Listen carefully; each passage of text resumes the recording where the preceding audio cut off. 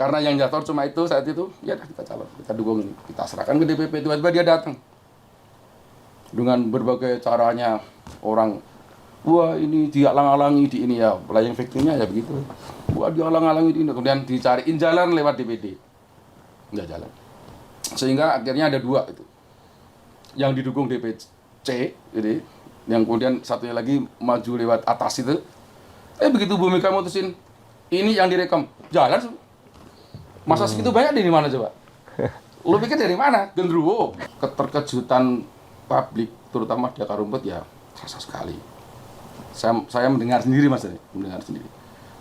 Apa ya pertimbangannya ya gitu? Kok sampai segitunya ya gitu? Kurang apa gitu? Kurang apa itu partainya yang sudah membesarkan? Kalau orang ya kayak gigi mongso kayak kemerungsung kayak orang wong sing kesusu mengko bakal keselak mulu.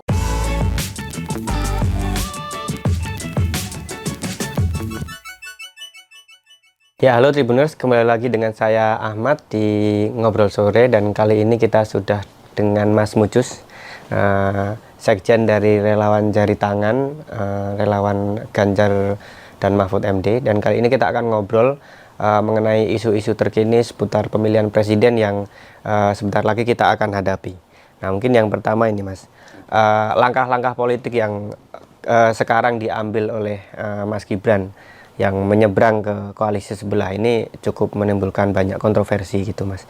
Dan ini satu hal yang mungkin akan menjadi menarik adalah PDIP menjadi mungkin punya momentum untuk menggait suara ke orang-orang yang mungkin tidak puas dengan pemerintahan Pak Jokowi. Kalau dulu kan orang-orang yang tidak puas dengan pemerintahan Pak Jokowi itu asumsinya akan ke Anies begitu.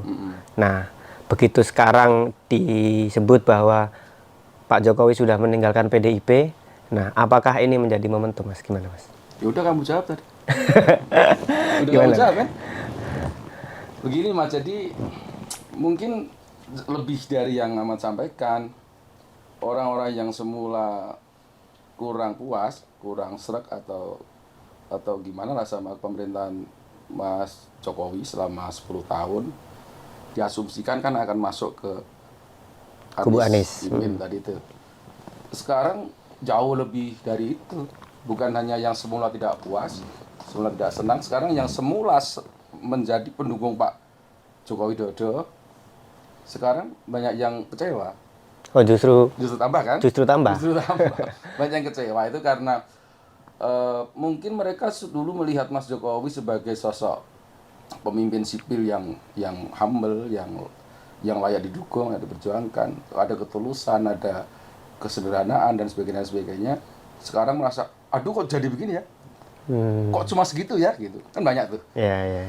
Mungkin Ahmad juga sudah banyak dengar kan pendukung Mas Jokowi yang semula mendukung daihat-daihatnya yang terkenal itu sekarang pada ngomong semua. Mereka perlu untuk mempertanggungjawabkan moralnya bahwa dulu mengapa saya dukung gitu, dan sekarang mengapa saya nggak dukung. Dia perlu declare dan akan membawa pengikut-pengikutnya, orang-orang yang bisa dia pengaruhi, bisa mengikuti pemikirannya. Sekarang menjadi ya udahlah gitu, nggak bisa saya terus bersama beliau gitu kan. Ya udah, sekarang pilihannya adalah kalau semula memang nggak suka dengan Mas Anies dan Caimin, akan masuk ke kami. Jadi lebih gampang kan? Jadi lebih puas kita, lebih jelas nanti. Orang-orang yang semula masih ngambang, nggak mau ikut Mas Jokowi, masih mungkin ketarik-tarik ke kami. Dan orang-orang yang tambah lagi ini akan kita usahakan masuk ke kami. Jadi tidak hanya yang dari awal tidak puas, tapi juga dari manuver ini banyak yang kecewa dan akhirnya juga udah berseliweran tuh. Udah berseliweran kan?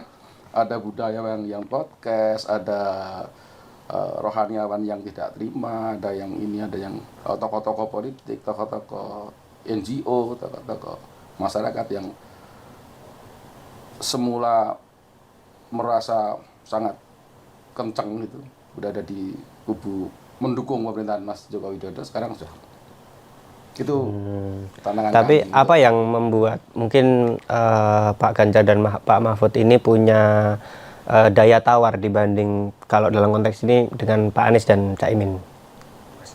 Kami jauh lebih sempurna. Sempurnanya gimana, Mas? Kamu cuma perlu nanya aja sebetulnya. Saya yakin Ahmad cuma perlu nanya aja. Iya.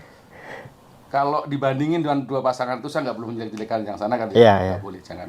Daya Tapi kalau tawar. kalau hati nurani sendiri ngomong pasti Ganjar Mahfud jauh lebih baik. Sempurna ini orang, pengalaman sempurna, karakter sempurna. Jadi kalau milih orang itu, Mat, kalau dulu ya, tapi sekarang sudah nggak jauh-jauh amat tuh. Asalnya, rekam jejaknya kan begitu. Misalnya rekam jejaknya dan bagaimana dia pernah mempunyai posisi dan bagaimana dia mendistribusikan kewenangannya itu, dan dua-duanya nggak punya track record yang buruk. Pinter, mitos, patos, logos, etos, gitu kan? Jelas nih, mitosnya jelas lah. Kita nanti malah jadi agak-agak ini kalau sampai ke mitos segala macam. Patosnya jelas kedua orang, profilnya jelas.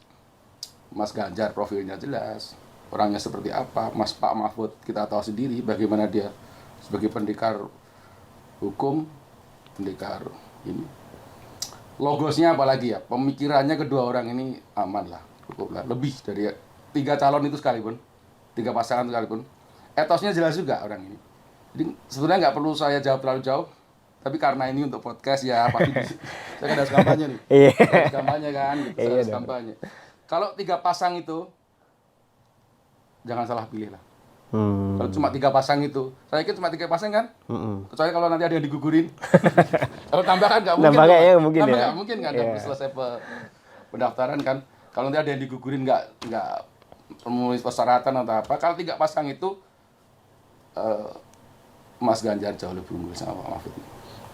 Pengalaman yudikatif ada, pengalaman legislatif ada, pengalaman eksekutif ada ini Pak Mahfud. Mas Ganjar pengalaman eksekutif 10 tahun di Jawa Tengah.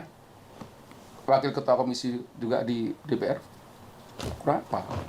Dibanding yang lain-lain. Saya nggak perlu ngomongin kasus-kasus mereka kan. Ya. Nggak perlu, jangan dijelek-jelekin lah. Kita ngomongin jago kita sendiri aja. Nah, ada momentum yang menarik juga kemarin pada saat mengumumkan Bu Mega wakilnya Pak Mahfud itu kan banyak orang menganggap nanti pengumumannya PDIP bakal di menjelang akhir banget nih, gitu. Ternyata dia mengambil momentum yang cukup mendadak untuk mengumumkan cawapres dan besoknya langsung mendaftar. Jadi bahkan barengan sama Anies gitu. Nah ini ada strategi apa kalau Mas Mucus melihat dari Bu Mega ini? Bu Mega itu orang yang sangat matang, Mat, dalam membuat perhitungan-perhitungan. Memilih hari terakhir itu kan orang mengasumsikannya ketika memilih Pak Ma'ruf Amin untuk calon pasangan Pak Jokowi di 2019 kan ya. Lalu kemudian jangan jadi pola lah. Bu Mega itu orang yang sangat punya perhitungan sangat matang dalam banyak hal. Termasuk bagaimana mengendapkan pemikiran mengapa harus Ganjar, mengapa nggak yang lain, mengapa bukan anaknya. Anaknya nggak cuma Mbak Puan juga kan, mengapa nggak Mbak Puan yang sudah punya pengalaman menteri pernah, DPR pernah gitu kan. Apa yang kurang juga gitu. Ada Mas Nanan Prananda, ada Mas Pratama, nggak mikir anaknya loh. Nggak mikir anaknya beliau itu. Mikirnya Indonesia. Saya tahu betul itu. Dan pilihannya ke Ganjar. Dari sekian banyak kader, saya pilihkan. Jelas pilihannya. Kalau soal momentum-momentum dan sebagainya itu Bu Mega jauh lebih punya perhitungan. Mengapa Mas Ganjar diumumkan menjelang Lebaran misalnya ya. Orang kan kemudian nebak-nebak nih, ngapain jangan Lebaran, ngapain? Bu Mega bilang kan ini hari Kartini gitu kan. Cintai ibumu dan sebagainya. Tapi ternyata dampaknya saat itu nggak sampai seminggu itu elektabilitas popularitas Mas Ganjar jauh bilang gitu. Karena apa? Saat itu semua orang mudik. Menyebar itu informasi. Itu Ganjar. Ya, sampai ke kampung-kampung yang semula nggak perhatian juga jadi orang-orang kota kan yang biasa bawa dalam tanda kutip virus informasi itu kan orang kota kan. Wah, Ganjar, udah diumumin. Naik. Itu Bu Mega. Jadi mengapa Pak Mahfud dipilihnya, diumumkannya pada hari itu? Bu Mega juga nggak ada yang bisa mendikte beliau, nggak ada. Dan itu langsung mendaftar juga, nggak menunggu nanti gitu. Ya karena orang-orang sudah siap kan, udah siap nggak perlu Iya, lagi ngapain juga gitu. Ngapain juga, nggak perlu nunggu apa persyaratan yang kurang atau putusan MK yang apa, nggak perlu nunggu kan, nggak perlu, udah jelas. Nggak perlu, udah jelas urusannya. Sudah jelas. Betul.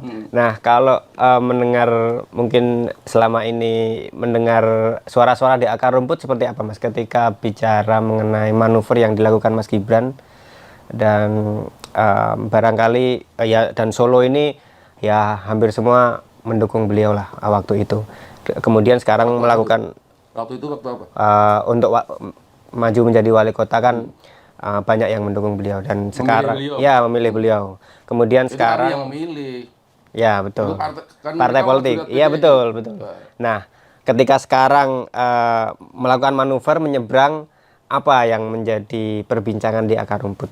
Akar rumput ya? Ya. Bukan kami ya? Ya. Akar rumput. Saya banyak keliling tuh, Mat. Saya kan relawan ya. Relawan kan tugasnya keliling mempengaruhi banyak orang, mempengaruhi ini. Untuk ini tuh nanti mempengaruhi kamu setelahnya. Kamu dan kawan-kawan. Begini. Karena kebanyakan orang itu pada umumnya itu hidup dengan adab ya, dengan kesantunan berpikir, kesantunan sosial, etika dan sebagainya, budi dan sebagainya. Ya, keterkejutan publik terutama di akar rumput ya terasa sekali. Saya mendengar sendiri Mas, mendengar sendiri. Apa ya pertimbangannya ya gitu. Kok sampai segitunya ya gitu. Kurang apa itu partainya yang sudah membesarkan. Kalau orang ya kayak gigi mongso, kayak kemerungsung, kayak orang wong sing kesusu mengko bakal keselak mulu. Dia bilang gitu. Wong Jawa itu biasanya. Iya. Nek mangan wis kesusu. Nek menikmati sesuatu, nek kesusu keselak. Keselak ketika muluk. Bahaya kalau itu. Kesedak itu bahaya loh. Kalau nggak ketolong bisa nggak karuan loh. Banyak orang yang mengalami kecelakaan serius hanya karena kesedek. Ada yang bilang kesusu selak ngopo, sesuk ngenteni opo, angel banget iki. Kesusu selak ngopo, sesuk ngenteni opo, angel banget ya. Gimana? Maksudnya tergesa-gesa itu mau ngapain? Iya, tapi juga nunggu-nunggu ya mau ngapain? Gitu kan? Artinya sesuatu kalau sudah saatnya ambil aja. Nunggu sesuatu hal itu sudah sesuai saatnya. Jangan kesusu selak ngopo sih gitu. Umur masih berapa sih kayak gitu maksudnya. Kematangan kayak apa sih misalnya gitu loh, contoh gitu. Jadi nggak usah nunda-nunda lagi, memang udah saatnya. Di wong Jawa. Wong Jawa kesusu selak ngopo, sesuk ngenteni opo. Jangan prematur dan jangan terlalu. Ada yang bilang begitu. Ada yang bilang yang agak filosofis gitu. Lawannya adab itu biadab, Mas. Jadi gitu. Lawannya biadab. Apa ya? Tidak punya adab atau? Tidak punya adab. Biadab itu bahasa Persia, artinya tak beradab. Tak beradab. Tak beradab, Mas. Ada juga yang lebih sangat ini. Kalau ini pada ngutip-ngutip aja, biasanya orang-orang yang sok ngutip-ngutip itu kan gitu. Dia ngutip dari Pram. Bumi Manusia. Ya. Kalau kemanusiaan tersinggung, semua orang yang berperasaan dan punya akal akan tersinggung. Kecuali dia orang gila atau yang memang bermoral kriminal meskipun dia seorang sarjana. Gitu Pak. Jadi mungkin banyak orang sudah sampai pada tingkat ketersinggungan tadi. Sing rada-rada sepuh-sepuh misalnya di angkringan ya ngono ya ngono ning aja ngono gitu. Angel banget lagi gitu. Iya. Ngono ya ngono ning aja ngono. Mengartikannya agak sulit itu. Agak sulit. Begitu ya begitu, tapi mbok jangan gitu. Iya. Artinya angel banget. Iya, gitu. Intinya ya jangan keterlaluan lah jadi orang. Iya. Tapi itu malah jadi masukan bagi kami menjadi pendorong bagi kami. Ikut saya aja. Kami beradab kok. Tapi apakah ada juga yang menanggapi positif dan seberapa banyak yang kira-kira ditemuin aja lah sama di teman-teman? Positifnya sekarang bagi kami yang di Solo terutama, baik yang di relawan maupun yang di kader partai itu udah jelas sekarang gitu. Udah jelas kita mau berhadapan dengan siapa. Jadi jelas musuhnya kan, jadi garis demarkasinya jelas gitu. Jadi positif banget itu. Kita harus melawan siapa gitu. Tapi maksudnya secara tanggapan masyarakat itu tadi menanggapi manuvernya Mas Gibran itu lebih banyak yang negatif atau lebih banyak yang positif? Setahu Atau saya kok yang kamu kasamakan di depan ya. Setahu saya. Iya, Karena saya lebih keliling ya. Oh Saya iya. keliling. Kan karena yang digaungkan selama ini kan bahwa selalu itu menghadapi 2045 kita butuh pemimpin muda dan lain sebagainya. Nah, tapi ternyata sentimen negatifnya lebih banyak. Muda itu maksudnya kan jiwa. Orang muda gimana itu jiwanya Mas Pak Mahfud itu? Jiwa ya, kita ngomong spirit dan jiwa ya. Kurang muda gimana Mas Ganjar? Mas Ganjar itu harusnya berapa sih? Ngomong muda itu kayak apa coba ukuran muda itu? Ya, ya, ya. Ukuran muda. Terus yang sudah jalannya agak itu gontai kayak gitu itu muda enggak kan itu enggak tahu. Ya, ya. Gimana muda itu gimana? Artinya itu Usia. seharusnya tidak menjadi syarat mutlak gitu ya. Enggak, maksudnya pemikiran jiwa atau usia. Gitu. Kalau usia Mas Ganjar muda dong. Apalagi kalau cuma menjadi wapres ada capresnya yang tua kan ya ngapain juga. Artinya bicara isu yang sama menghadapi Indonesia Maju 2045 Ganjar Mahfud lebih siap. Menurut kami ya. Perhitungan kami saat ini Ganjar Mahfud jauh lebih siap untuk itu.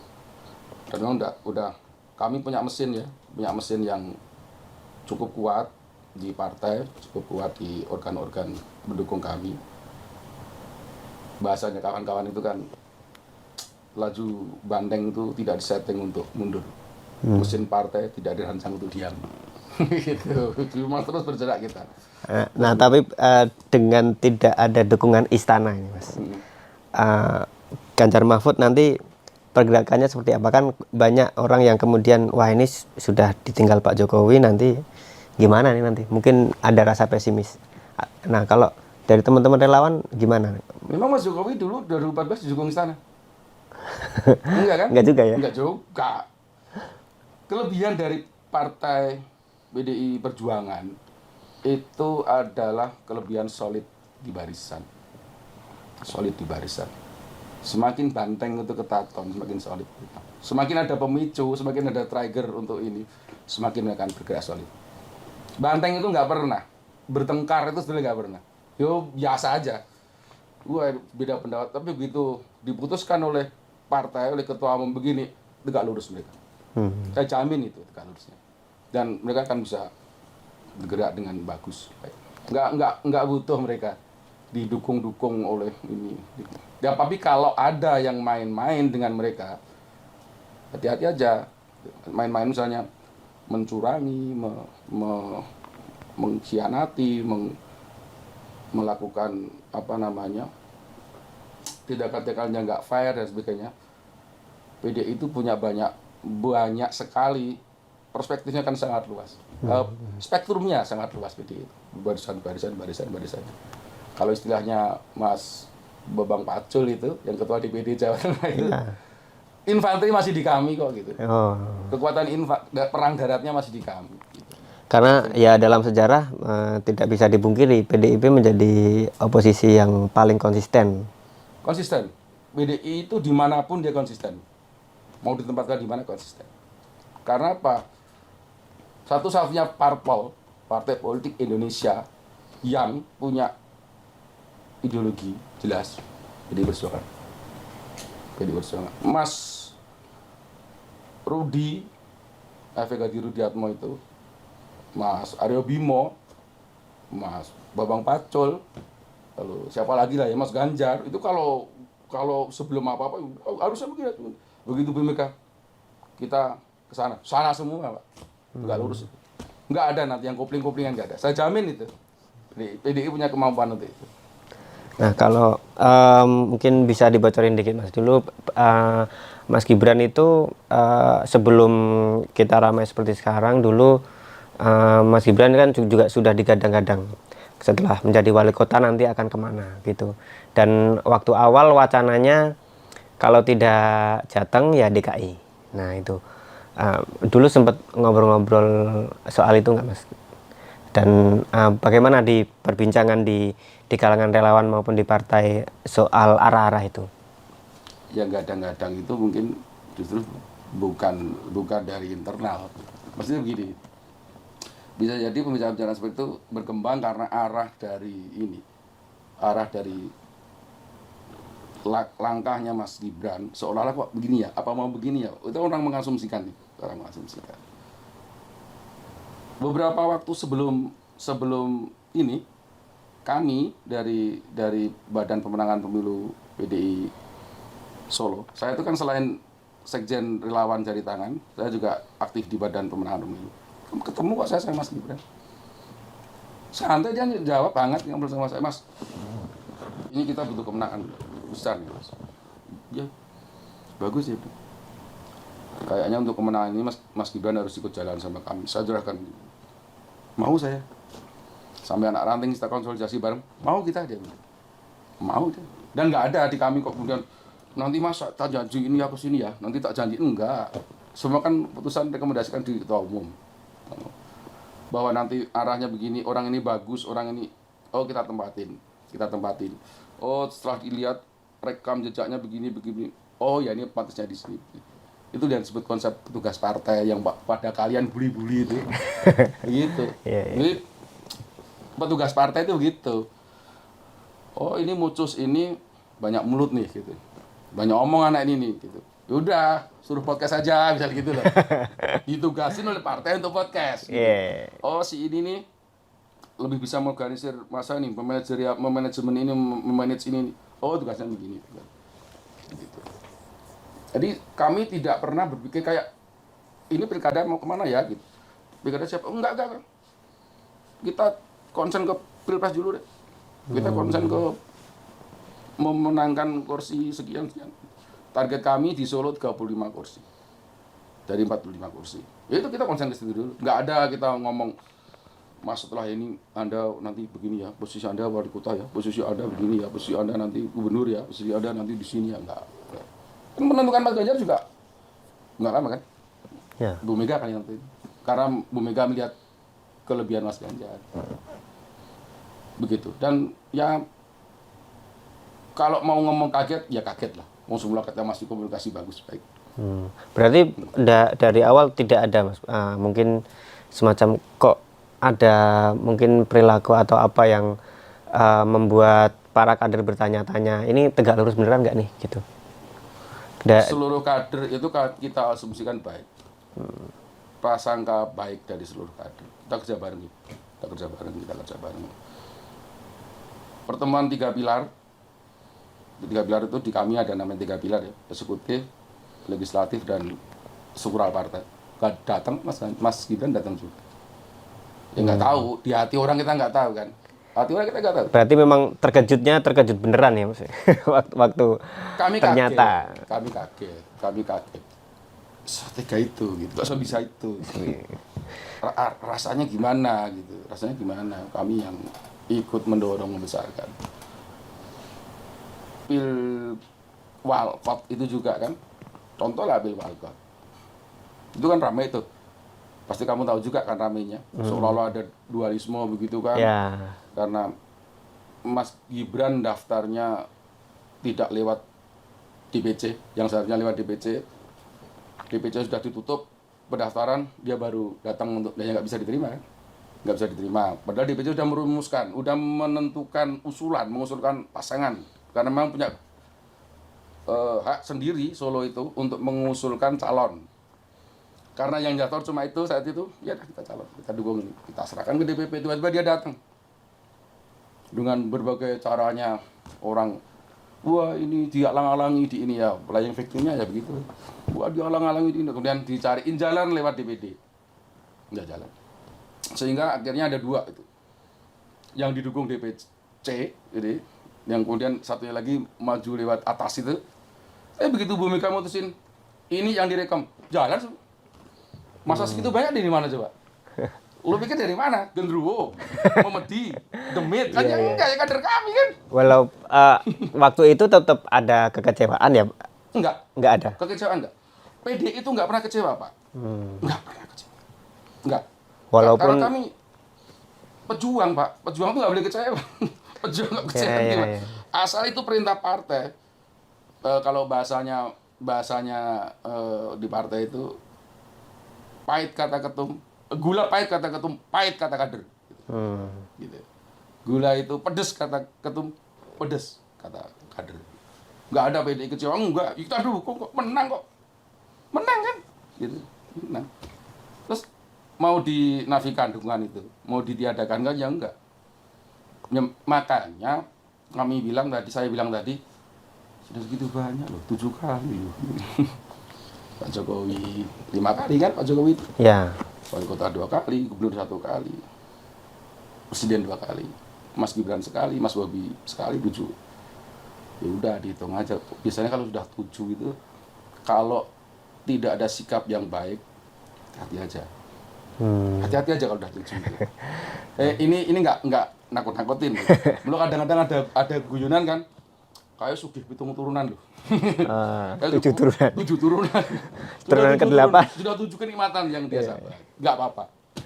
Dan itu pilihan kan. Orang punya hak untuk itu. Ya bagi kami itu kita terima aja. Menjadi pemicu, menjadi pemacu bagi kami untuk tetap solid. Itu tadi, Banteng itu tidak dirancang untuk mesin partai tidak disetting untuk diam. Tapi kan sebenarnya kalau memang waktu itu Mas Gibran memang berniat menjadi wali kota, itu kan bisa saja melalui mekanisme partai yang sejak awal dan Ya, kenapa enggak? ya itu. Kenapa Kemudian enggak, kan? Gitu. kemudian sekarang dengan membuat manuver seperti itu, kesimpulannya apa, Pak? Kalau Ya, melihat langkah yang dilakukan pada saat wali kota dan sekarang menjadi cawapres. Kesimpulannya, ngono ya ngono ning aja ngono. Itu tadi ya, balik ngono-ngono tapi aja ngono. Kasihan kalau nanti diomongin yang terlalu jauh lah. Di kami Pilpres ini kita hadapi dengan kegembiraan, kita hadapi dengan semangat, dengan effort yang ini, nggak perlu menjelek-jelekan yang lain. Nanti kalau gitu dulu gimana itu jelek-jelekin, dan dia calon Pak, Ya, dia calon wapresnya seberang kan, jangan dijelek-jelekin. Nanti semua akan lihat sendiri, semua terbuka kok gitu, semua terbuka, orang bisa melihat sendiri seperti apa rekam jejaknya, seperti apa kinerjanya selama ini. Kelihatan itu nanti, nggak usah dijelek-jelekin, jangan. Tapi sudah 7 kali kenikmatan yang keluarga ini dapatkan, dan itu dari kami semua, dari kami. Dan kami tetap pada pilihan Ganjar, Mahfud jauh lebih baik dari kedua calon yang lain. Kalau ini nggak jelek-jelekin nih, nggak jelek. Kalau jelek-jelekin nanti jadi negatif campaign kan. Apalagi ini belum masa kampanye kan. ya. Saya nggak jelek-jelekin, tapi kalau dilihat ketika calon ini Ganjar, Mahfud jauh lebih baik, pasti. Nah, persoalannya ini Pak, Mas, Ganjar dia seorang mantan gubernur Jawa Tengah.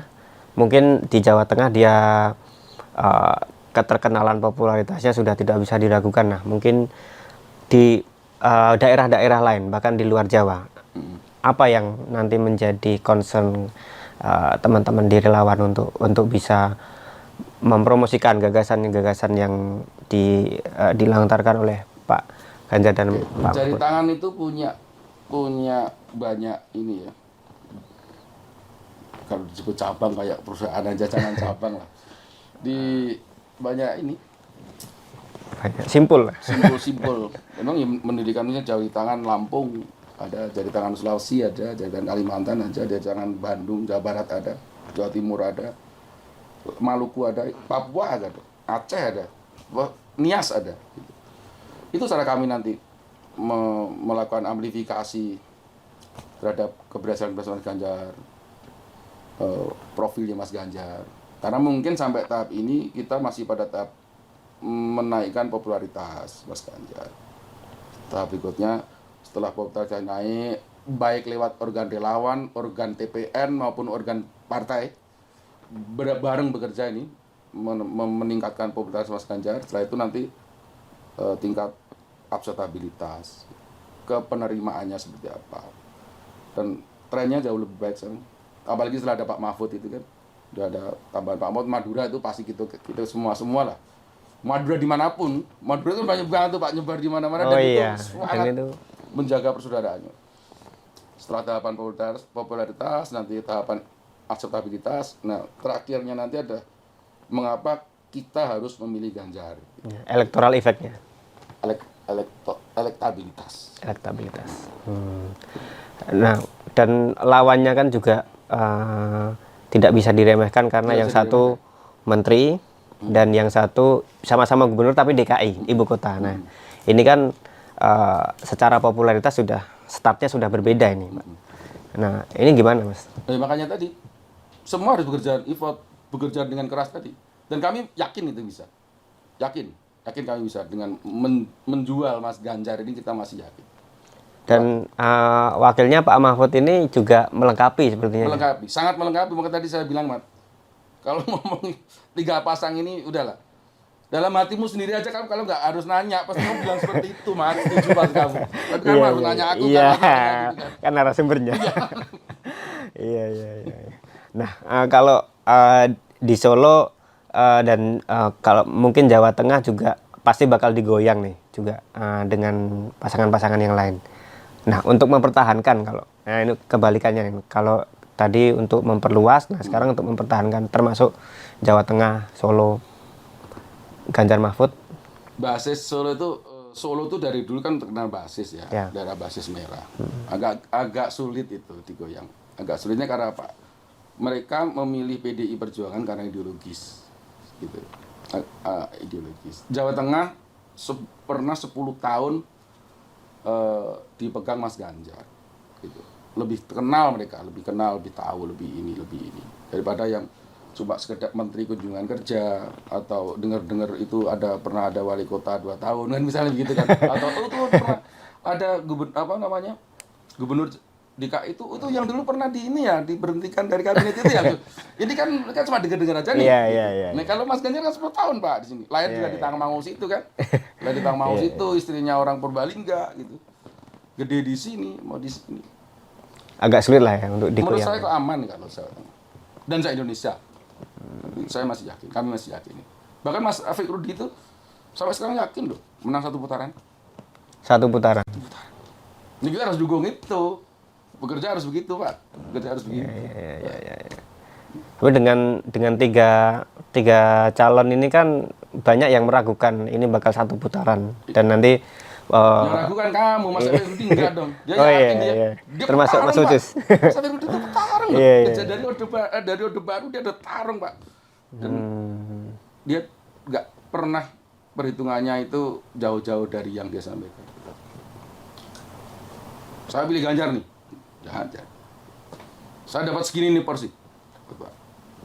Karena apa? Dia bertarung, dia pakai insting politiknya, insting bertarungnya. Lewat sini nih. Saya pasukannya Pak, saya tahu Pak. Saya pasukannya Pak Rudi, saya tahu gitu. Oke, siap. Nah, itu tadi obrolan mengenai politik kita di Ngobrol Sore kali ini. Saksikan episode selanjutnya dan terima kasih Mas Mucus sudah datang di Tribun Solo. Sampai jumpa di episode berikutnya. Download Tribun X sekarang. Menghadirkan lokal menjadi Indonesia.